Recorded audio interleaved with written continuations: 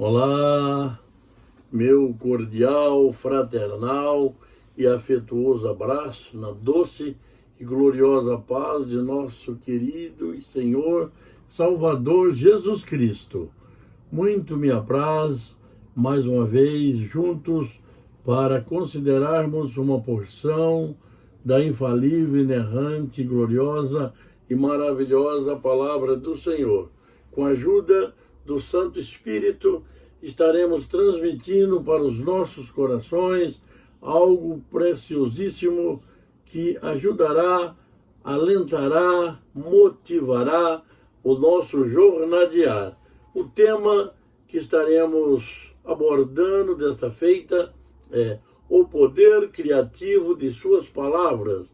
Está no livro de Tiago, capítulo 3, versículos 2 a 5, onde versa da seguinte maneira: porque todos tropeçamos em muitas coisas.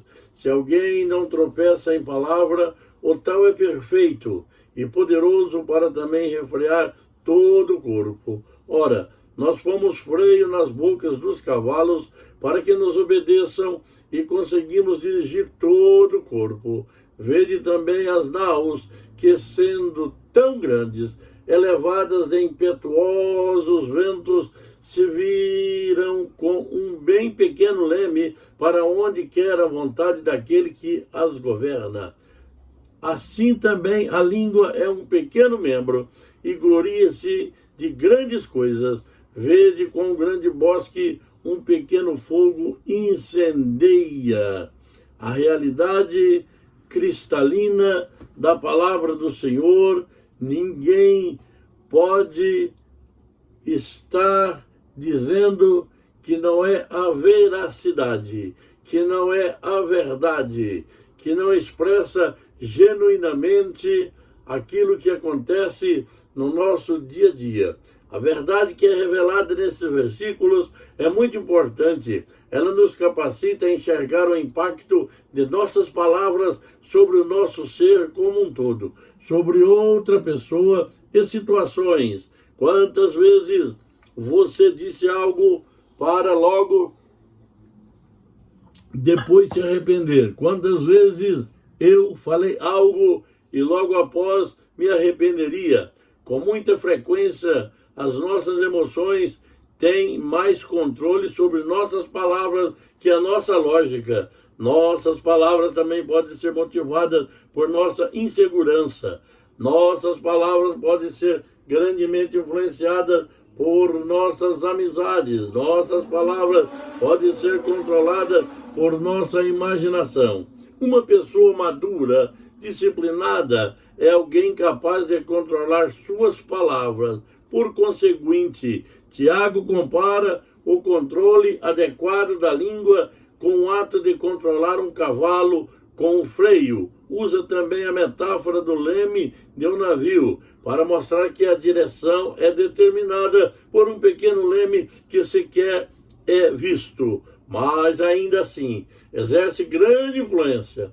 Um discípulo de Jesus é alguém que usa as palavras de forma sábia, positiva, criativa, de maneira que edifica as pessoas que ouvem e glorifica a Deus. Aleluia! Bendito seja o santo, exaltado seja o santo nome de Jesus Cristo, o nosso Senhor, que nos orienta através da sua palavra, nos instrui através da sua palavra e norteia as nossas vidas através de tua santa, gloriosa, bendita e inerrante palavra. Primeiro, palavras carregam o peso de quem as fala. A palavra logos tinha um significado especial de acordo com a importância da pessoa que a pronunciava. Quanto mais importante fosse a pessoa, mais poder tinham suas palavras. Exemplo, o presidente de um país faz um discurso.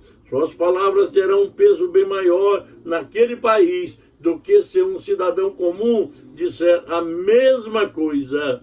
Jesus Cristo falou com tamanha autoridade que suas palavras produzem vida, salvação, perdão, cura, libertação e toda sorte de bênçãos que podemos receber. Esse princípio nos ensina que as palavras transmitem significado, o caráter e a personalidade de quem fala. Por isso Jesus disse: não é o que entra pela boca o que contamina o homem, mas o que sai da sua boca. Quando você lê Mateus 15, 11, 18 a 20, vai retratar exatamente o que Jesus queria dizer. As pessoas que ouviam a Cristo e também ouviam os sacerdotes, a comparação que fizeram foi que as palavras de Cristo eram diferentes, porque ele as falava como alguém que tinha autoridade. Glória a Deus, aleluia. E eu quero lhe dizer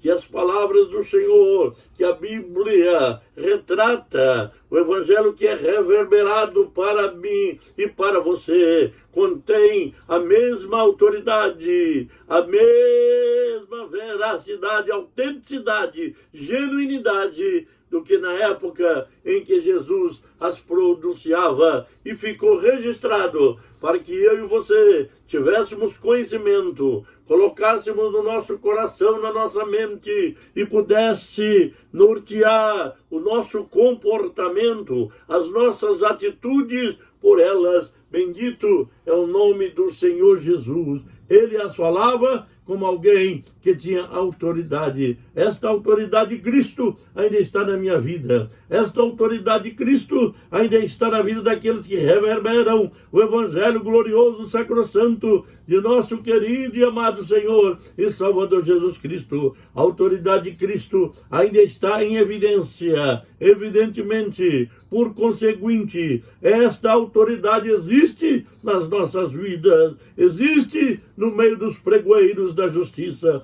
Mateus 7, 28 e 29. Exemplo, o centurião conhecia a autoridade das palavras de Cristo. Mateus 8, 5, 13. Jesus falou e aconteceu. Quando o centurião chega desesperado, quando o centurião chega problemático, quando chega na presença de Jesus e fala da doença de alguém que estava na sua casa, Jesus prontamente já disse: eu irei e lhe darei saúde. Oh, aleluia! E quando Jesus falou essas palavras, aquele homem já recebeu a cura, já recebeu a benção. Então o centurião conhecia muito bem a autoridade das palavras de Jesus Cristo. Nós conhecemos porque pregamos, ensinamos, ministramos e vemos cada dia do decorrer do nosso ministério Jesus cumprindo a sua palavra, Jesus confirmando a sua palavra nas nossas vidas, nas nossas bocas, e aquilo que falamos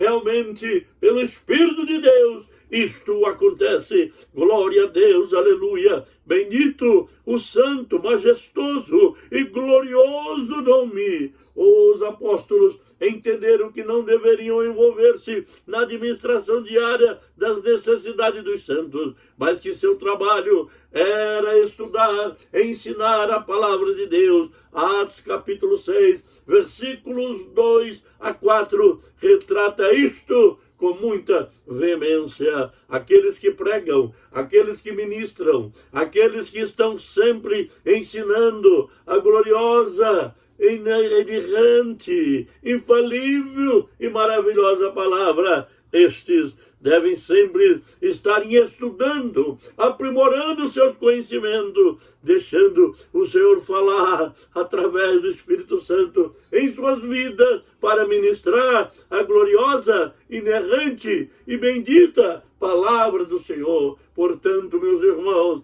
meus amigos, meus queridos internautas, olha, eles já se preocupavam em não se envolver com administração alguma, mas ficasse somente estudando, lendo, para ministrar, para ensinar a gloriosa palavra de Deus. Isto aconteceu. A Bíblia é a palavra de Deus, ungida, inspirada pelo Espírito Santo. 2 de Pedro, capítulo 1, versículos 20 e 21, retrata isto. Ainda no capítulo 3, versículo 14 e 16, retrata com muita propriedade. Por isso, quando pregamos a palavra de Deus, sendo fiéis às Escrituras, essa palavra é completa. Esta palavra tem um cumprimento glorioso. Quantos estão por aí inventando moda? Quantos estão querendo adequar a palavra às suas vidas, aos seus ministérios? E às vezes pessoas querendo ministrar a palavra para usufruir vantagens pecuniárias.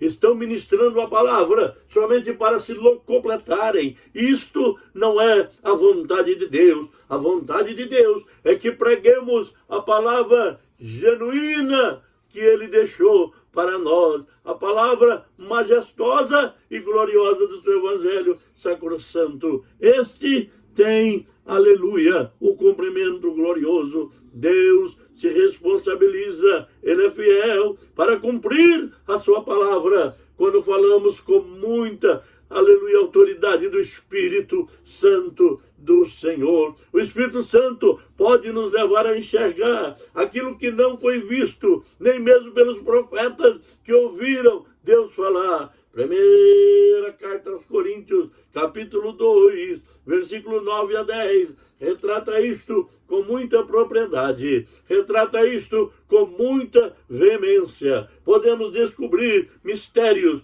podemos descobrir segredos, podemos aquilatar algo que aqueles que estiveram com Jesus não descobriram. Os profetas que ouviram de Deus falar a palavra não descobriram, mas nós ainda podemos descobrir, aleluia, porque é o mistério que Deus revela. A Bíblia diz que Ele não esconde aquilo que Ele vai fazer dos seus servos, os profetas. Não há, aleluia, nenhum segredo que Deus não possa revelar àqueles que estão concomitantemente em comunhão com Ele. Nós encontramos, como Jesus disse, olha, eu não vos fosse chamar mais de servos, não. No Evangelho de João ele diz isso, eu não vos chamarei de servo, porque o servo não conhece as particularidades do seu Senhor, mas eu vou vos chamar de amigos, porque tudo quanto eu ouvi e recebi do meu Pai, eu vos falei e vos ensinei. Olha que privilégio glorioso,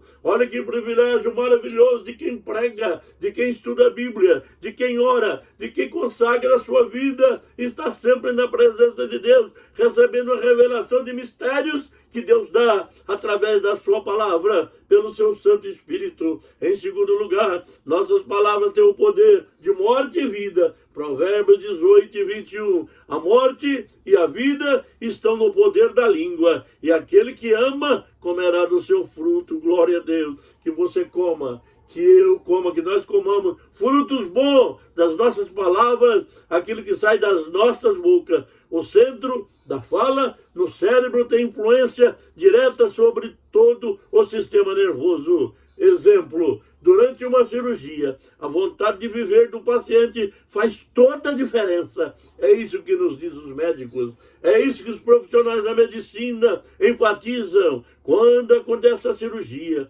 a vontade do paciente vai determinar a morte ou a vida, vai lhe ajudar a viver, faz uma grande diferença. Psicologicamente, isto é estudado, há estudos comprovando isso. Essa verdade é especialmente importante para pessoas mais idosas. Exemplo, a aposentadoria. Aos 65 anos, a mente começa a pensar, agora eu sou aposentado, sou idoso, não posso fazer grandes coisas. Resultado, o corpo começa a envelhecer muito rápido. A idade é mais um estado de mente, e a mente é influenciada pelas palavras. Nós entendemos isto, cremos nisto e divulgamos isto, vivenciamos isto. É preciso mudar nossa mentalidade como povo de Deus e falarmos sempre a palavra de Deus. No lugar do não posso, temos que confessar, posso todas as coisas naquele que me fortalece, plagiando o apóstolo São Paulo. Nossa linguagem influencia até mesmo nossas finanças,